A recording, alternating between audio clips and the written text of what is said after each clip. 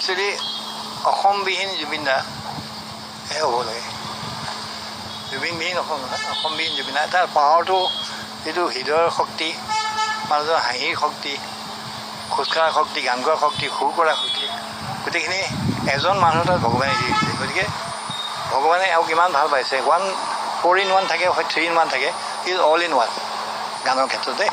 বাকী ক্ষেত্ৰত নকওঁ, কিন্তু আমাৰ কাৰণে মই যিহেতু মিউজিচিয়ান হয়, গান সুৰ কৰোঁ, বহুত ৰাতি ৰাতি আহি দিগদাৰী কৰে। কিন্তু সেই দিগদাৰীটো কিন্তু কিমান তেতিয়া আমনি লাগিছিলে, ৰাতি 5টাত আহি, কিন্তু এতিয়া মিছ কৰোঁ, দিগদাৰীও মিছ কৰোঁ। গতিকে সেইটো জুবিনদাৰ দিগদাৰী বহুত মিছ কৰোঁ এতিয়া। কিন্তু তাৰ ওপৰত ভালকৈ থাকক, য'ত থাকে। কেতিয়াবা আহিলে ভাল পাম, এবাৰ আহিবা।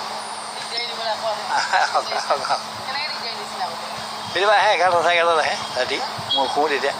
হাৰমনিয়ামখন লৈ গান চান গাই থাকে। ৰাতিপুৱা 4টা 4:30 যায়গৈ, আকৌ শুৱক এতিয়া 4:30 শুবলৈ গৈ। তাৰ লাইফটো চবকে বনাই দিব খুজিছে। আৰু চব যদি তেনেকুৱা হ'লেহেঁতেন, মই এইটো অসমখন অকণমান ভাল হ'লে বুলিও নকওঁ, কিন্তু অসমত প্ৰডাকশ্যন হ'লে সংগীতৰ। এই ৰাতি আহিছে গান কৰে, আমিতো দিনত কৰোঁ, হাৰমনিয়াম বজাই।